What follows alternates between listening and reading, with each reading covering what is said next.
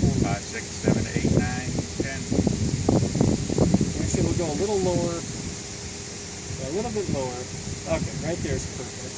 Check. 1, 2, 3, 4, 5. And just so we have it said and spelled Spell your correctly, name. if I got the spelling, but how do you pronounce it? Is it Delvisico? Mike Delvisico.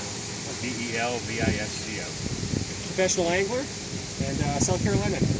Yeah, professional angler from just outside of Greenville, South Carolina. And I've been doing this for a living now for going on 30 years. It's been an awesome occupation for the last 3 decades.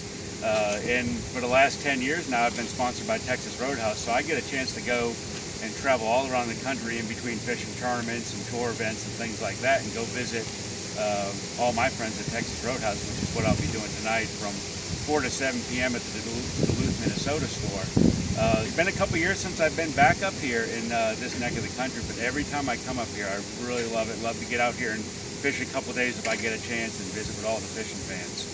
Of course, you and I had an opportunity to get out there for a couple of hours. What do you think of Minnesota lakes? How are they similar to maybe South Carolina lakes? Yeah, they're, Minnesota lakes and all these lakes way up here in the north are so different from the bodies of water that I traditionally fish on tour, that there's much more aquatic vegetation in the lakes here. There's more rock, and we don't really have a lot of that down south. We have riprap and things like that, but very few of our lakes actually have any type of weed growth. Most of it is brush piles and clay banks and things like that sometimes aren't the most appealing places to fish. So, these fish act totally different than they do down south. These northern strain largemouth, they take advantage of the nice weather that we're having here, during the month of July, and they're feeding and they're biting really good. Today was a little bit of a challenge with the wind. The wind's blowing probably 30 to 40 miles per hour out here in the lake, and there's not many places you can go and get out of the wind. So that makes it a challenge to be able to position the boat right and be able to present your baits where the bass are living. So, every day out in the water is a challenge, and that's the one thing I like about this sport.